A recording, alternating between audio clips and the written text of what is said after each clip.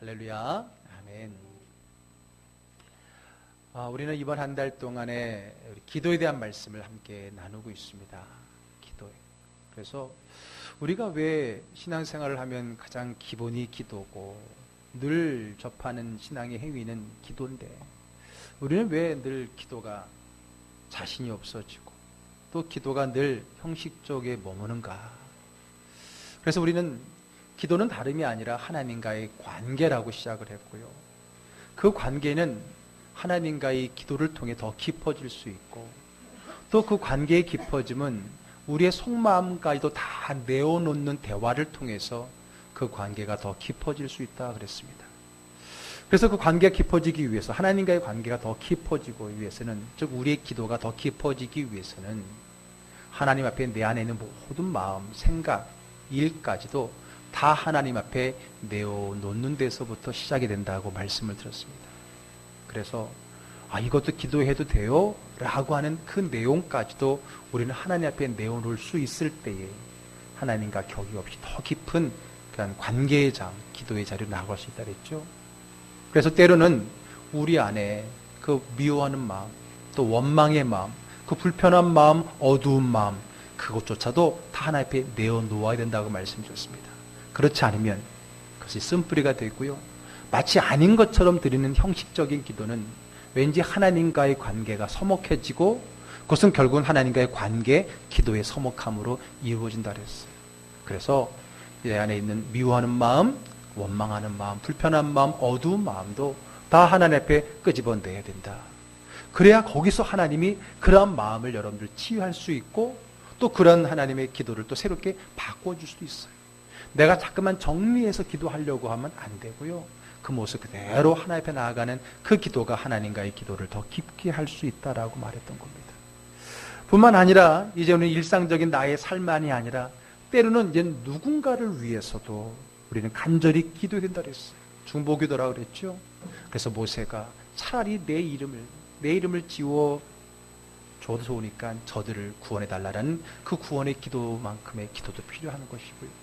그리고 특별히 지난주에는 내 삶의 기적을 일으키는 그 내 삶의 한계에 다다랐을 때 내 삶을 넘은 그 힘이 필요할 때 그 기적을 구하는 그 기도가 우리의 신앙을, 우리의 기도를 더 힘있게 하고 그만큼 하나님과 더 가까운 기도의 사람으로 만들어간다고 말씀을 드렸습니다. 이렇게 기도는 우리의 삶의 모든 영역과 관계가 있습니다. 우리의 삶의 모든 내용이 기도로 될 수 있다는 거예요. 기도가 되지 않는 일은 우리 가운데 없다라고 하는 거죠. 이런 것도 기도해도 돼요 라고 하는 것까지도 하나님 앞에 솔직히 드러내면서 하나님과의 관계를 넓혀갈 수 있는 기도의 깊은 하나님의 은혜와 관계를 누릴 수 있는 저와 여러분 되기를 주의 이름으로 축복합니다. 아멘. 그래요. 하나님은 이렇게 내 삶의 모든 부분에 적용될 수 있는 부분이고 기도는 내 삶의 모든 부분에 포함될 수 있는 거예요. 이 말은 곧 내 삶의 모든 부분이 기도가 될 수 있다는 것이고 더 나아가서 모든 내 삶의 부분이 하나님과 관계 속에서 이루어져야 된다라고 하는 거예요. 하나님이 필요 없는 그 일은 하나님이 안 계셨으면 하는 그 일은 옳지 않은 일일 경우가 많기 때문에 그렇죠. 자, 오늘은 이제 우리가 경험해야 될 이제 기도에 대한 마지막 시간인데 우리가 경험해야 될 또 다른 기도의 깊이에 대해서 나누려고 합니다. 그것은 다름이 아니라 듣는 기도입니다. 듣는 기도. 사람들이 기도에 대해서 오해합니다. 기도는 우리가 하나님께 아뢰는 것이다. 맞습니다. 그러나 그것만으로 제한하면 그게 오해고 그게 틀린 겁니다. 기도는 앞에도 말씀드렸지만 하나님과의 관계고요. 그 관계의 가장 기본은 대화잖아요. 대화는 일방적인 게 대화가 아니죠. 대화는 주고받는 겁니다. 우리가 하나님께 아뢰는 것도 있다면 그 다음에는 하나님이 내게 주시는 말씀에도 귀를 기울여야 돼요. 그래서 기도는 내가 하는 말 플러스 하나님이 내게 하시는 말씀을 듣는 그 두 가지의 쌍방의 시간이 다 필요하다라고 하는 거예요. 그러므로 기도는 하나님이 내 말을 듣는 시간으로만 끝내서는 안 된다는 거예요. 내가 하고 싶은 예배가 다 해놓고 자 이제 갑니다 하면 안 돼요. 그럼 어쩌면 그렇게 돌아가는 저를 향해서 우리를 향해서 하나님이 야 내 말 좀 듣고 가라. 혹시 그렇게 말씀하지 않겠느냐는 거죠. 듣는 기도가 우리의 신앙에 우리의 기도에 필요하고요. 그 기도가 하나님과의 관계의 기도를 더 깊이 만들어갈 수가 있는 것입니다. 그동안 우리는 그럼 왜 기도하면서 하나님의 음성을 잘 못 들었을까? 첫째는 하나님이 내게 기도할 때 말씀하신다라는 생각조차 못했기 때문일 수 있겠죠. 하나님이 나에게 말씀하신다는 사실을 모르고 있었거나 혹은 한 번도 들어본 적이 없는, 경험이 없기 때문에 우리는 기도하면서 하나님의 음성을 들으려 하지도 않고 또 듣는 줄도 모르고 기도해왔던 적이 더 많았을 거라는 거예요. 이것은 바로 무지이자 무관심입니다. 무지와 무관심이 우리에게 하신 하나님의 음성을 듣지 못하게 한다는 거예요. 몰랐기 때문에 들으려 하지 않았고 혹 들으려도 그것이 하나님의 말씀이라는 생각 혹은 확신이 없었기 때문이죠. 여러분, 아는 만큼 경험한다 그러지 않습니까? 여행을 가도 아는 만큼 본다 그러잖아요. 그러니까 아는 만큼 경험하는 거고요. 또 한 가지가 플러스 한다면 기대하는 만큼 경험하는 거예요. 그 말은 뭐냐면 모르면 안 보이는 거고 기대하지 않으면 그것이 내게 제대로 체험되지 않는다는 거예요. 기도의 세계도 마찬가지입니다. 하나님의 음성을 듣는 일도요, 기대하는 만큼 아는 만큼 우리가 그 하나님이 내게 주시는 말씀을 경험할 수 있다라고 하는 거예요. 알지도 못하고 기도도 하지 않으니까 우리는 기도 가운데 하나님의 음성을 들을 수도 없고 하나님이 기도할 때 내게도 말씀하신다는 것을 경험도 못 해보고 아예 그런 생각조차 못한 그런 기도의 시간이 그동안에 많았다는 거예요. 그러니까 어떤 대상에 대한 그 관계의 그 느낌이나 그거 없이 그저 일방적으로 쏟아내는 그런 어떤 요청, 요구 기도로서 우리 기도가 그동안에 왔다는 거예요. 그리고 그런 기도는 성장하지 않고 그런 기도는 한계가 있고 하나님에 대한 나눔의 체험이 없는 그런 기도는 우리를 지치게 하고 기도에 대해서 허무하게 만드는 경우가 있기 때문인 겁니다. 그래서 오늘 우리는 이 듣는 기도에 대해서 오늘 마지막 시간을 특별히 5가지 주제 중에서 마지막에 오늘 이 듣는 기도에 대해서 함께 이야기를 나누려고 합니다. 명심하십시오. 하나님은 말씀하시는 하나님이십니다. 아멘. 우리가 듣는 기도를 하기 전에 먼저 우리가 정리해야 되는 것은 하나님은 말씀하시는 하나님이라는 거예요. 성경 66권을 보십시오. 우리는 성경을 하나님의 말씀이라고 그러죠. 뿐만 아니라 성경에 있는 말씀의 내용들을 보십시오. 다 하나님이 하신 말씀들입니다. 하나님이 역사를 통해서 어떻게 누구에게 말씀하셨느냐, 그것을 기록해 놓은 하나님 말씀이 성경이라고 하는 겁니다. 그러니까 성경 자체가 하나님 말씀이기도 하고 그 안에 내용도 하나님이 어떻게 누구에게 말씀하셨는가, 하나님 말씀에 대해서 정리를 해 놓았다는 거예요. 자, 히브리서 1장 1절하고 2절의 말씀 한번 같이 읽어볼까요? 자, 있습니다. 옛적의 선자들 통하여 여러 부분과 여러 모양으로 우리 조상들에게 말씀하신 하나님이 이 모든 날 마지막에는 아들을 통하여 우리에게 말씀하셨으니. 예. 자, 여기서 옛적은 예수님이 오기 전이니까 구약이라고 볼 수 있겠죠. 구약시대 때는 하나님께서 선자들을 통해서 여러 부분, 여러 모양으로 우리 조상들에게 말씀하셨다. 그리고 이 모든 날 마지막 신약, 예수님 이후를 얘기하는 거죠. 이때는 아들을 통하여, 이 아들이 누구예요? 예수님이잖아요. 예수님을 통해서 우리에게 말씀하셨다는 거예요. 그 말은 뭐예요? 옛날에도 말씀하셨고 지금도 말씀하셨고 하시고 또 미래에도 계속해서 우리에게 말씀하신다. 하나님은 말씀하신 하나님이라고 성경에서 우리에게 분명히 얘기해주고 있습니다. 그래서 성경을 보면 창세기부터 요한계시록까지 하나님이 어떻게 말했는지 그거에 대한 차이지 분명한 것은 하나님이 말씀하셨고 또 말씀하고 계시다는 거예요. 뿐만 아니라 우리의 믿음이 어떻게 보면 가장 중요한 실체이신 예수 그리스도가 누구냐, 그분에 대한 별명을 요한, 그의 사랑하는 제자 요한은 말씀이라고 정리를 했어요. 자, 요한복음 1장 1절 한번 읽어볼까요? 태초에 말씀이 계시니라. 이 말씀이 하나님과 함께 계셨으니 이 말씀은 곧 하나님이시라. 여기서 말씀을 누굴 이야기하는 거예요? 예수님이에요. 근데 요한은 그 예수님의 별명을 뭐라 그랬어요? 말씀이라 그랬어요.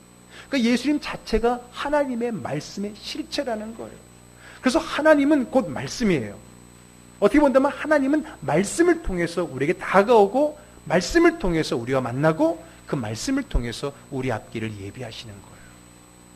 오직 하나님의 말씀이 바로 예수님이라고 할 정도로 하나님은 말씀하신 하나님이다라는 거예요. 뿐만 아니라 하나님은 그런 하나님의 말씀을 우리가 듣기를 원하셨어요. 듣기를 원하셨어요. 자, 이사야서 55장로 한번 가보겠습니다. 2절과 3절 우리 자막에 뜨는 만큼만 읽어볼까요? 내게 듣고 들을지어다. 그리하면 너희가 좋은 것을 먹을 것이며 너희 자신들이 기름진 것으로 즐거움을 얻으리라. 너희는 귀를 기울이고 내게로 나와 들으라. 그리하면 너희의 영혼이 살리라. 내가 너희를 위하여 영원한 언약을 맺으리니 곧 다윗에게 허락한 확실한 은혜니라. 아멘. 자, 내게 듣고 들을지어다. 너희는 귀를 기울이고 내게로 나와 들으라. 말씀이신 하나님은 우리에게 그 말씀을 들으라고 말하는 거예요. 왜? 그 듣는 게 바로 하나님과의 관계고 그게 믿음이 있기 때문에 그래요. 말씀하신 하나님과의 관계는 그 말씀을 듣는 것입니다. 그 하나님의 말씀을 듣는 그 자리가 바로 하나님을 믿는 믿음의 자리라고 하는 거예요. 자, 그래서 오늘은 그 듣는 기도의 오늘 모델은 다름 아닌 사무엘이라는 사람입니다.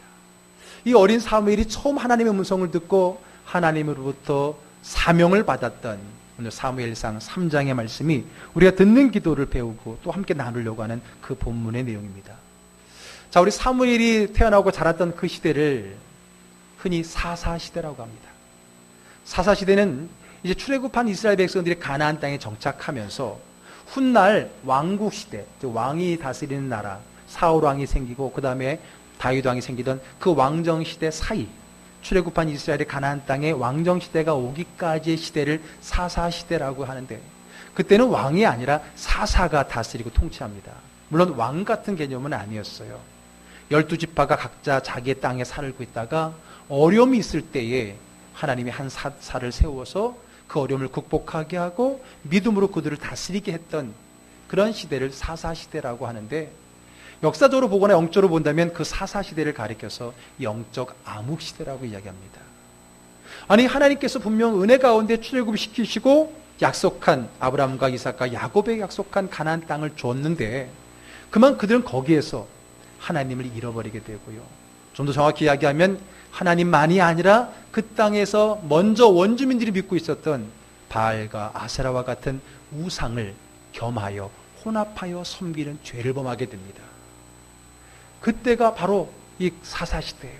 그래서 하나님이 사사가 세워진 그 이유도 하나님이 그런 그들을 심판하기 위해서 다른 민족이 쳐들어오게 되면 그때 그들이 회개하고 돌이킬 때 그들을 구원하기 위해서 사사를 세우셨던 거예요. 그만큼 이 사사시대는 그들이 영적으로 타락한 영적 암흑시대라고 하는 거예요. 오늘 사무엘이 마지막 사사거든요. 왜 그가 이제 사울 왕을 세우고 다윗 왕을 세우면서 왕권 시대로 넘어가게 되어지는데, 그가 태어나고 자랐던 그 사사 시대라는 것을 우리 주목해 보아야 되는 거예요. 주목하는. 그때는 영적 암흑 시대. 자, 그러면 이 영적 암흑 시대라는 말을 오늘 본문 속에 들어가 있어요. 물론 영적 암흑 시대라는 단어로 들어가지 있는데, 영적 암흑 시대가 뭔가를 표현해 주는 아주 정확한 표현이 오늘 본문의 시작 가운데 있습니다. 1절 말씀 한번 같이 읽어볼게요. 아이 사무엘이 엘리 앞에서 여호와를 섬길 때에는 여호와의 말씀이 희귀하여 이상이 흔히 보이지 않았더라. 자, 이 사무엘이 태어난 그 사사 시대의 끝말을 표현해 주는 아주 정확한 표현이 뭐냐? 여호와의 말씀이 어떻게 했다고요? 희귀했다는 겁니다. 이게 바로 영적 암흑 시대를 말하는 거예요. 왜 영적인 암흑 시대입니까? 하나님은 말씀으로 나타나시는데 그 말씀이 희귀하니까 당연히 영적인 어둠이죠. 말씀은 빛인데 그 빛이 없으니까 영적 암흑시대라는 말이 맞는 말인 거죠. 하나님 말씀이 희귀하다, 드물다는 거예요. 그러면 하나님이 늘 말씀하신 하나님이 그 시대는 말씀을 안 하셨다는 거예요? 아닙니다. 하나님은 말씀이시기 때문에 그 하나님의 존재는 말씀으로 역사하시는 거예요. 그 하나님 말씀이 하나님이 말씀하지 않은 게 아닙니다. 이거는 우리 측면에서입니다. 우리가 그 하나님 말씀을 잘 못 들었다는 것이고요. 그 하나님 말씀을 잘 들으려 하지 않았다는 것이고요.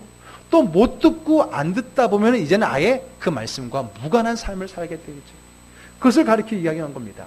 하나님이 말씀한 거를 자주 안 하셨다가 아니라 그 하나님의 말씀에 대한 관심과 들으려 하는 마음이 그 당시에는 없었다. 그게 바로 영적 암흑시대를 표현하는 여호와의 말씀이 희귀하였다라고 하는 거예요. 그러니 이상 비전이 흔히 보이지 않고 앞길이 깜깜해지고 어디로 가야 될지 모르는 그런 갈팡질팡하는 그래서 죄악 가운데 어둠 가운데 죄를 짓는 그러한 시대가 이 사사시대이고, 그것을 표현해 주는 한 단어가 바로 하나님 말씀이 희귀했다라고 하는 겁니다. 여러분, 이것은 꼭 어떤 시대나 나라만이 아닙니다. 개인에게도 마찬가지입니다. 내 안에 하나님의 말씀이 희귀하는 순간, 내 안에 내 신앙생활에 하나님의 말씀이 잘 들려지지 않고 그것이 드문드문 되면 나도 영적인 암흑길을 걷게 되는 거예요. 깜깜해지는 거예요. 왜냐하면 말씀은 빛이잖아요. 주의 말씀 내 발의 등이요 내 빛입니다. 그 말씀이 내게 사라져버리면 우리는 그 어둠 가운데 살 수밖에 없는 거죠. 그래서 오늘 그들은 하나님 말씀에 대해서 무지하고 무관심했다는 거예요. 하나님 말씀을 들어도 무시하고 그 말씀대로 살지 않는 거예요. 그러니까 하나님 말씀을 들었는데 그것을 무시하고 그대로 살지 않으면 그 말씀은 점점 안 들리게 되어 있는 거예요. 그러니 그들이 어떻게 살았을까? 하나님의 말씀이 희귀한 시대의 삶은 어땠을까요? 그것을 정리해 주는 게 사사시대 책 사사기 17장 6절의 말씀입니다. 한번 같이 읽어볼까요? 그때에는 이스라엘의 왕이 없었으므로 사람마다 자기 소견에 옳은 대로 행하였더라. 결국은 영적 암흑기, 하나님 말씀이 희귀한 시대에 사람들이 살아가는 방법은 뭐예요? 자기의 소견대로. 그게 뭐예요? 자기 멋대로지요. 자기 하고 싶은 대로지요. 자기가 옳다라고 생각하는 대로 사는 거예요. 그래도 그것을 지켜주는 게 양심 아닙니까? 라고 따질 수 있어요. 그러나 여러분, 너무 우리의 양심을 너무 믿지 마세요. 양심에 거리낌이 없다? 그럼 뭐예요? 여러분들의 양심이 수준이 낮은데. 내 양심에 거리낌이 없다고 해서 하나님 앞에도 거리낌이 없을까요? 천만의 말씀입니다. 우리 양심의 수준이 하나님 말씀에 비교해 보세요. 그러므로 여러분, 내가 양심에 거리낌이 없다고 해서 나는 무지하다고 말하는 건 어리석은 거예요. 결국은 깜깜한 하나님 말씀이 희귀한 시대, 내게 주신 빛이 꺼져 있을 때 사람들은 어떻게 합니까? 자기 소견대로 살아가요. 자기 멋대로 살아가요. 그러면 우리가 누굽니까? 성경은 모든 사람이 죄를 범하였다 그랬어요. 죄인이라 했어요. 죄인의 소견이 뭐예요? 죄지요. 그래서 하나님께 창세기 6장에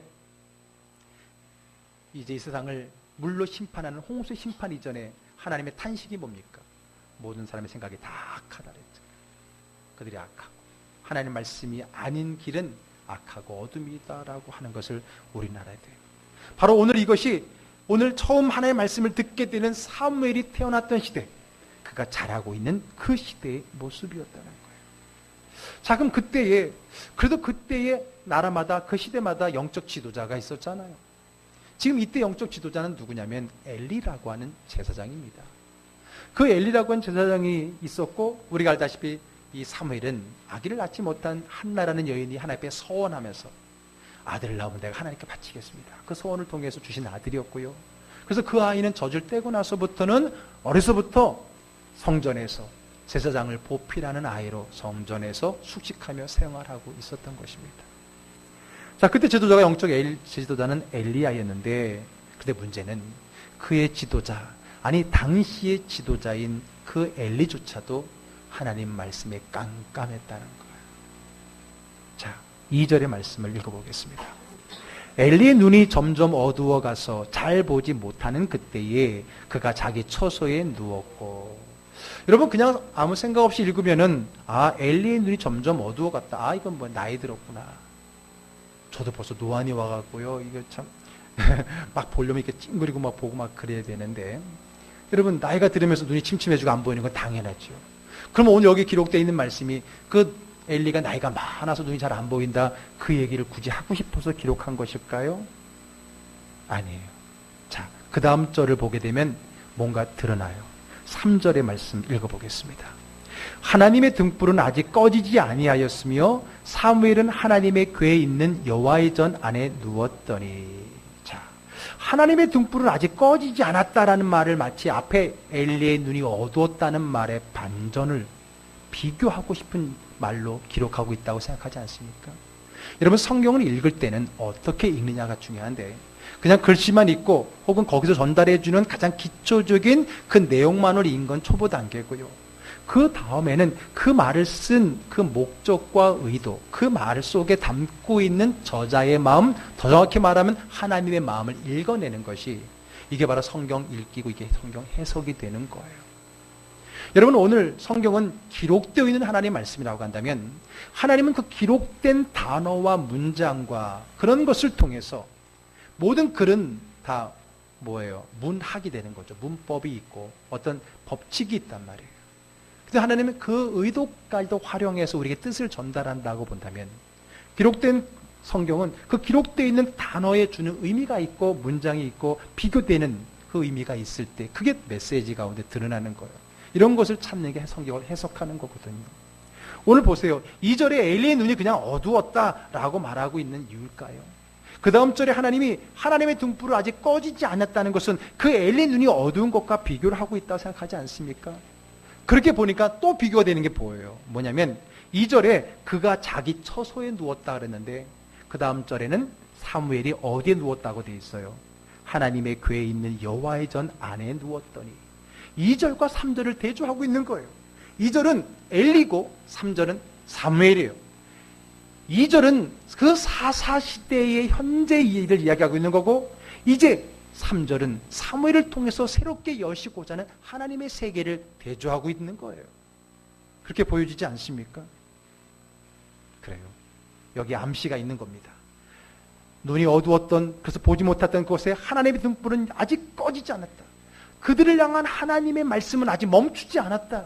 그들을 향한 하나님의 사랑은 아직 멈추지 않았다. 그러면서 그럼 누가 그 하나님의 빛 가운데 거할 수 있느냐? 누가 하나님의 음성을 들을 수 있느냐? 자기 처소에서 자는 엘리냐? 하나님의 전에 자는 사무엘이냐는 거예요. 그게 어느 방이냐? 자리가 아니에요. 공간이 아닌 거예요. 엘리가 자기 처소에 잤다는 얘기는 그 앞부분에 사람들이 자기 소견대로 행했다는 것과 같은 거예요. 자기 테두리 안에 사는 거예요. 왜? 영적으로 어두우면 결국은 자기 테두리 안에 삶을 살 수밖에 없어요. 그러나 하나님의 말씀을 듣고 하나님의 말씀을 들을 줄 아는 사람은 어디에서요? 하나님의 전 안에, 하나님의 말씀 안에, 하나님의 은혜와 하나님의 복 안에 살아간다라고 하는 말씀을 이 두 절이 비교를 통해서 우리에게 말씀해 주고 있는 거라고 하는 겁니다. 하나님의 음성을 듣는 것과 못 듣는 것의 차이입니다. 하나님의 뜻대로 사는 자와 아닌 자의 차이가 여기에서 드러나게 되는 거예요. 앞에서 사사시대에는 자기 소견대로 행했다고 했고 그에 대한 비교로 우리는 하나님의 소견대로 행해야 된다는 것인데 그 차이를 지금 하나님의 음성을 듣지 못하는 엘리가 자는 방과 하나님의 음성을 듣는 사무엘이 자는 방의 차이를 통해서 말하고 있다는 거예요. 자, 그러던 어느 날 하나님의 전 안에 누워 자는 사무엘을 하나님이 부르시고 사무엘은 그 음성을 듣게 됩니다. 자, 4절로 갑니다. 읽습니다. 여호와께서 사무엘을 부르시는지라 그가 대답하되 내가 여기 있나이다 하고 예. 자다가 사무엘아 사무엘아 부르니까 벌떡 일어났어요. 그러더니 어디로 갔어요? 엘리 제사장에게로 갔어요. 엘리 제사장에게로 갔어요. 왜? 자기를 부르는 사람은 늘 엘리 제사장이었고 하나님이 자기를 불러보는 것은 한 번도 경험해보지 못했기 때문에 당연히 어리지만은 늘 엘리 제사장에게 귀를 기울이고 있었기 때문에 부르면 언제든지 네 하고 달려갔던 거예요. 습관에 의해서, 경험에 의해서 갔던 겁니다. 자, 그런데 왜 하나님이 부른 걸 몰랐을까? 모를 수밖에요. 7절에 답이 나와 있어요. 읽어보겠습니다. 사무엘이 아직 여호와를 알지 못하고 여호와의 말씀도 아직 그에게 나타나지 아니한 때라. 그럼요. 아직 들어본 적이 없는데 그걸 어떻게 합니까? 들어봤어야 알지. 경험이 없으니까 또 모르니까 혹시 너가 잘 때 하나님 부르실 수도 있다라고 엘리가 알려주기만 했더라면 혹시 하나님 불렀을까라고 생각해봤을 텐데 그 영적 지도자인 엘리조차도 깜깜한 삶을 살고 있으니 그도 경험이 없으니 가르쳐 줄 수도 없고 배우지 않았으니 모르고 상상도 못했고 그러니 그는 당연히 자기를 부르는 사람이 엘리인 줄 알고 그에게 달려갔다라고 하는 겁니다. 참 이게 문제예요. 그래서 성경은 소경이 소경을 인도하면 둘 다 빠진다는 거예요. 내 주변에 영적인 암흑 사람들만 모이면 어쩔 수 없이 그러는 거예요. 엘리 제사장도 몰랐습니다. 그래서 사무엘이 잘못 들었거나 꿈을 꾼 곳을 생각하고 괜히 말이야 잠 깨게 했다고 야단쳐서 돌려보냈는지 모르지요. 그러기를 몇 번? 2번을 합니다. 그리고 3번째 하나님이 또 부르시는 거예요. 그리고 사무엘은 또 3번째도 어디로 달려갔어요? 제사장에 갔어요. 저 같으면 안 갔을 거예요. 2번 혼났는데 뭘 가, 그냥 내가 못 들은 거겠지 했는데 참 그러고 보면 참 사무엘은 우직하고 또 분명히 그만큼 선명하게 들렸다라고 하는 거죠. 그래서 또다시 갑니다. 근데 3번째 오니까 이제 엘리는 그때서야 아차 하면서 뭔가를 생각해낸 거예요. 아, 이게 하나님이 부르시는 건가 보다. 조금 더 제가 덧붙이면 이게 말로만 듣던 하나님이 부르시는 건가? 지금 엘리가 그런 생각을 한 거예요. 혹은 내가 옛날에 그 스승으로부터 배웠던 그 예언자에게 들었던 그건가? 성경에 나와 있는 하나님 말씀이 들었다는 게 이건가? 라는 생각이 푸트 그나마 자기는 좀 오랜 사왔고 또 어쨌든 그 안에 있었으니까 그런 생각을 하게 된 거예요. 그리고 그렇게 확신을 하게 된 거예요. 그래서 8절로 갑니다. 같이 한번 읽어볼까요? 여호와께서 3번째 사무엘을 부르시는지라 그가 일어나 엘리에게로 가서 이르되 당신이 나를 부르셨기로 내가 여기 있나이다 하니 엘리가 여호와께서 이 아이를 부르신 줄을 깨달고 하나님이 부르셨구나 비로소 깨닫게 된 거예요. 그래서 이제 가르쳐 줍니다. 자기가 배웠던 어쩌면 자기가 어렸을 때 경험했던 우리 건 몰라요. 그러나 드디어 그 지식이 그 안에 있었거든요. 그동안 사용하지 않고 잊혀졌던 그의 하나님의 음성에 대한 지식을 생각이 나서 가르쳐 줍니다. 9절의 말씀이 있습니다. 엘리가 사무엘에게 이르되 가서 누웠다가 그가 너를 부르시거든 내가 말하기를 여호와여 말씀하옵소서 주의 종이 듣겠나이다 하라 하니 이에 사무엘이 가서 자기 처소에 누우니라. 그래 네가 그렇게 3번 분명하게 들었다면 난 부르지 않았으니까 내 음성은 아니고 하나님의 음성일 거야. 그러면 너는 어떻게 하냐면 다시 한번 또 너 이름을 부르면은 너는 일어나서 무릎을 꿇고 고개를 숙이고 이렇게 말해라. 여호와여 말씀하옵소서 주의 종이 듣겠나이다. 그렇게 말하라고 가르쳐서 보냈던 겁니다. 여러분 보세요. 그나마 늦게라도 생각해내서 다행이지. 그나마 생각해서 가르쳐 주니까 다행이지. 이것도 안 가르쳐 주면 어떻게 했을까? 물론 하나님이 사무엘을 만나시려면 어떤 방법으로도 만나셨겠지만은 내가 영적으로 무지하기 때문에 또 다른 사람을 영적 무지로 이끌어갈 수 있다는 것을 한번 생각하는 대목이 아닐까요? 어쩌면 저는 이 말씀을 통해서 저를 더 돌아볼 수 있게 돼요. 내가 영적으로 무감각하면 우리 성도들도 다 영적인 깜깜이로 만들 수 있겠구나 라는 생각을 하시면서 저도 한번 그런 생각에 기도를 했던 본문입니다. 영적 지도자인 엘리도 얼마나 하나님의 말씀을 듣지 못했으면 또 그러한 일들이 얼마나 희귀하였으면 3번째에 가서야 알 수 있었을 거예요. 어쨌든 그랬던 알았고요. 거기에 대한 자기가 희미하게 알고 있었던 그 방법 하나님 말씀하옵소서 제가 듣겠습니다라는 방법을 가르쳐 주었던 거예요. 그렇습니다. 그 말은 뭐예요? 이 영적 암흑기를 끝내고 싶어하는 하나님의 마음이 사무엘에게 임하였다는 거예요. 왜? 사무엘은 꺼지지 않는 불 가운데 하나님의 전 가운데 있는 그 아이였기 때문에 그래요. 하나님 말씀하신 하나님입니다. 그 하나님은 바로 나에게, 바로 여러분들에게 말씀하시는 하나님이신 것을 믿으시길 바랍니다. 목사님에게만, 특별히 신령한 사람에게만 아니에요. 하나님은 우리 모두에게 말씀하기를 원하세요. 자, 그러면 우리는 어떻게 들을 수 있을까요? 첫 번째가 아까 말했던 것처럼 하나님이 나에게 말씀하신다는 사실을 알아야 돼요. 무지함이 하나님 말씀을 못 듣게 한다 그랬잖아요. 이제 우리는 무지를 한 겹 벗겨냈잖아요. 하나님은 예전이나 지금이나 말씀하신 분, 내게도 말씀하신 하나님이라는 지식을 가졌어요. 자, 그 다음에 우리가 또 어떻게 하나님의 말씀을 들을 수 있을까요? 여러분들에게 물어볼게요. 자, 누구의 말을 잘 들으려면은, 잘 들을 수 있는 방법이 뭐가 있을까요? 네? 네? 집중이 맞습니다. 집중해야 됩니다. 또 네? 귀를 기울인다. 이거 집중. 네. 귀를 기울여라. 집중하는 것도 어떻게 하면 더 말을 잘 들을 수 있을까? 네, 그것도 집중. 정신을 차리고 귀를 기울이고 또 우리 일부 예배 때는 조용히 해야 된다. 맞아요. 조용히도 해야 되고. 이게 뭐예요? 다 집중해야 된다는 거예요. 조용히 집중해야 돼요. 또 하나 방법 뭘까요? 멀리 있어야 잘 들려요? 가까이 있어야 잘 들려요? 그렇죠. 그것도 있잖아요. 가까이 있어야 잘 들린다. 또 하나가. 이건 물리적인 게 아니라 내적인 건데 또 하나는 뭐냐? 그렇지요. 사모하는 게 뭐예요? 이게 뭐예요? 관계, 관심이에요. 여러분, 관심이 있는 건 잘 들려요. 그렇죠? 자다가도 자기 관심 있는 소리 하면 벌떡 일어나죠. 자다가도 야구 와 하면 남자들 벌떡 일어나서 보죠. 자다가도 부스럭거리면 또 먹을 거 좋아하는 사람 부스럭 일어나죠. 관심 있는 게 잘 들려요. 가까이 있을 때 더 잘 들려요. 집중하면 더 잘 들려요. 여러분, 이게 신앙생활도 마찬가지예요. 어떻게 하면 하나님의 음성이 더 잘 들릴까? 왜 저 사람은 잘 들리고 난 안 들릴까? 그 차이가 뭘까요? 이 세 가지 차이예요. 그 말씀하는 주체에 대해서 집중하는 사람은 잘 들려요. 그 말씀하는 주체 대상과 가까이 있는 사람은 잘 들려요. 그 말씀하는 주체에 대해서 관심이 있는 사람은 더 잘 들려요.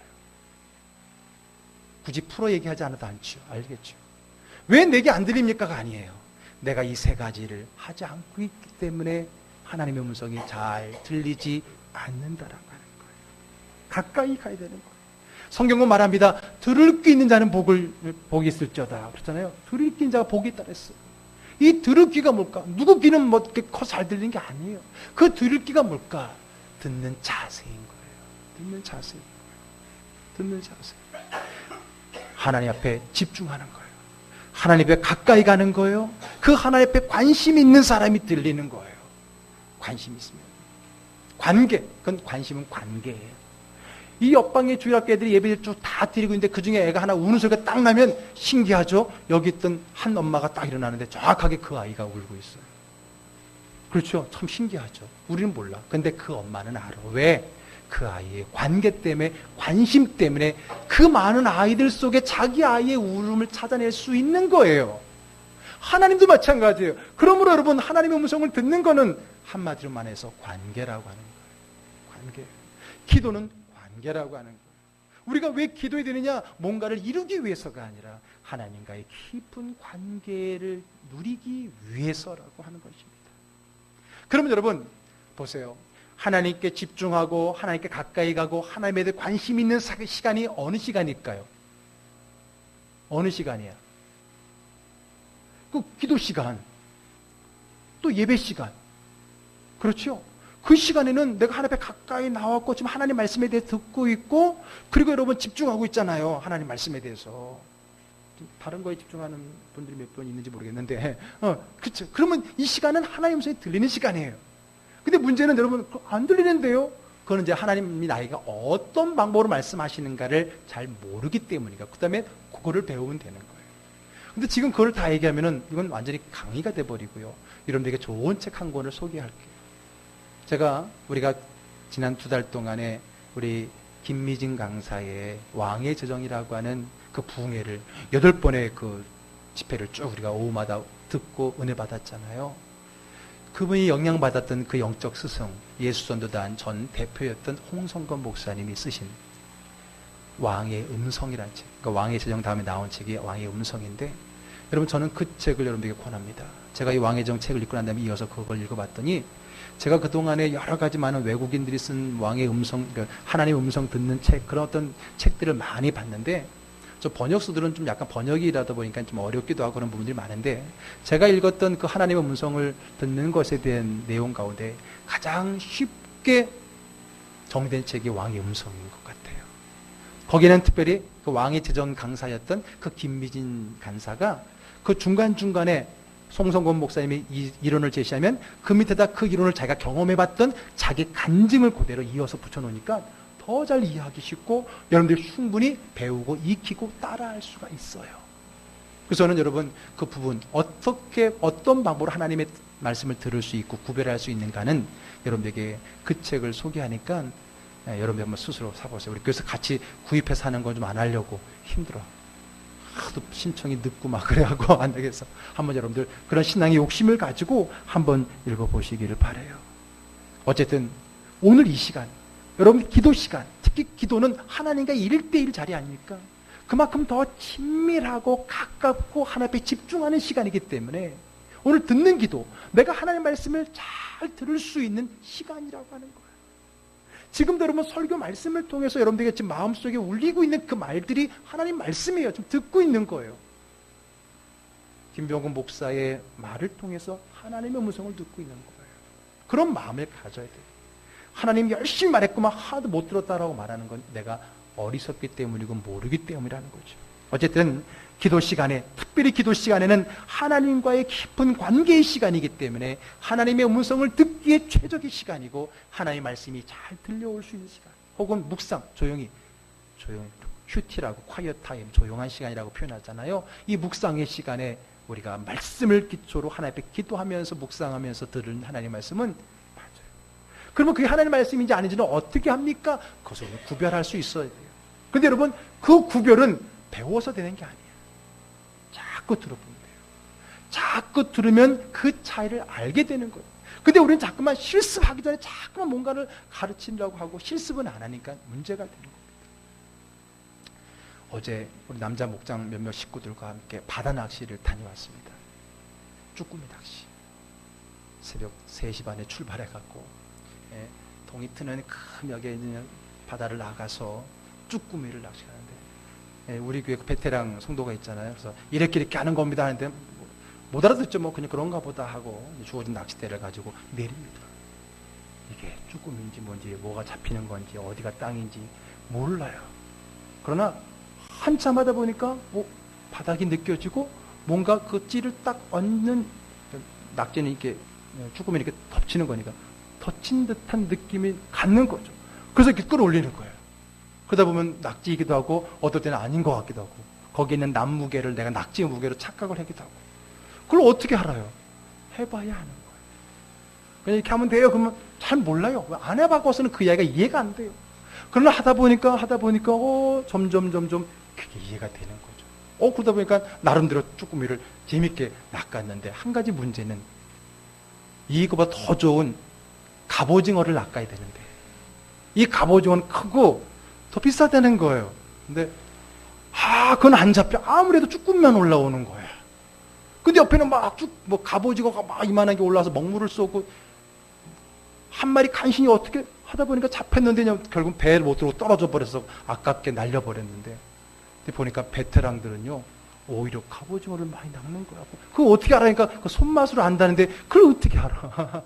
이게 오징어인지 이게 쭈꾸미인지. 그 한 마리도 어떨 게 그냥 올리다 보니까 갑오징어이지. 그 두 개에 따라서 그 손질이 다르다는 거예요. 그걸 어떻게 알아요? 그게 배움으로만 됩니까? 아니죠. 자꾸 해봐야 되겠죠. 쭈꾸미도 자꾸 하다 보니까 잡히는 것처럼 어느 날 제가 여러 번 가게 되면 저도 어느 날 갑오징어만을 딱딱 건져 올려서 해드릴 수도 있겠죠. 그럴 일이 있을지 모르겠지만 마찬가지라는 거예요. 여러분, 처음부터 구별하려고 하는 게 아니에요. 자꾸만 듣다 보면 그 듣는 걸 한 가지 여러분에게 하나의 지침을 말씀드리면, 여러분 기도하며 생각나는 것을 내 생각으로만 생각하지 마시고 기도하며 생각나는 것들을 한번 잘 정리를 해보세요. 시간이 지나면 이게 내 생각인지 하나님이 주신 말씀인지 내 욕심인지가 결정이 돼요. 그것을 자꾸 반복해 보다 보면 여기에 이제 실력이 되는 거예요. 여러분 김미진 간사의 그 강의를 들어보세요. 하나님 저 이렇게 말씀하셨으면 아마 그것에 이질감이 느꼈을 거예요. 아니 뭐야, 저 사람은 하나님 말씀하셨다고 말을 저렇게 쉽게 하지? 어떻게 말씀하셨을까? 여러분, 그것도 또한 하나님 말씀을 통해서 기도할 때 주신 그 음성을 내 마음속에 울림을 통해서지, 누구야 구체적으로 말하는 경우가 없는 건 아니지만 대부분은 그렇지 않다는 거예요. 그럼 그걸 어떻게 하나님 내게 말씀하셨습니다라고 그 간사처럼 자신 있게 말할 수 있을까? 수많은 하나님 말씀인지 아닌지를 경험해보고 실험해보고 자꾸 들으려고 하는 노력을 통해서 가능해진다는 거예요. 궁금하시면 왕의 음성 책을 사보세요. 저 그거 판다고 저한테 떨어진 거 하나도 없어요. 그러나 여러분들에게 분명히 남는 것은 있습니다. 이제 말씀을 정리하려고 합니다. 그동안 우리는 나에게 하신 하나님 말씀에 무지했고 무관심했고 몰랐고 기도도 하지 않았어요. 그러니까 내가 하고 싶은 말만 늘어놓다가 끝내는 게 내 기도 시간이 전부였어요. 아니 나에게 하신 말씀을 들었어도 내가 원하는 답이 아니라면 무시해버렸고요. 내 생각인 줄 알고 우리는 무시해버렸다라고 하는 거예요. 이렇게 하나님 말씀에 무지하고 무관심하고 무시하고 무반응하면은 우리는 점점 영적 암흑 시대의 성도로 바뀌게 되는 거예요. 그러면 내가 옳은 대로 내가 하고 싶은 대로 하게 되고 그 결과는 멸망이라고 하는 겁니다. 그러므로 우리는 내가 하고 싶은 말을 하나님께 드리는 것도 중요하지만 하나님이 내게 하시고 싶어하는 말씀을 들어야 됩니다. 아니 들으려고 해야 됩니다. 듣기를 소망해야 됩니다. 그리할 때 하나님이 여러분 귀에 말씀을 주시고 그런 말씀들이 이게 하나님 말씀이구나라고 한번 경험하게 되면 여러분들은 하나님 말씀을 찾아내기가 쉬워지는 거예요. 처음에는 쭈꾸미가 안 잡히는데 한번 딱 잡히고 나니까 알겠다 하면서 저를 한 50마리 정도 잡았어요. 오늘 점심은 우리 성도들이 잡은 쭈꾸미입니다. 오늘 점심은 쭈꾸미를 준비해서 요리를 좀 하고 있습니다. 여러분 그래요. 다른 것보다 해봐야 돼요.